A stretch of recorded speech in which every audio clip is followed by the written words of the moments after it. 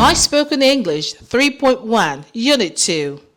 Speak the English the world understands. Use the tag OK to check if someone is listening. Quite often, you hear people say OK when they speak. Why do they do that? They use the word OK to check if someone is listening to them. Listen to how you can use the phrase OK to check if someone is listening to you. As he moved towards me, OK, I stepped back. James and John were his disciples, OK. You can solve simple math, OK. They took over the entire town, OK. She's proud of her mother, OK.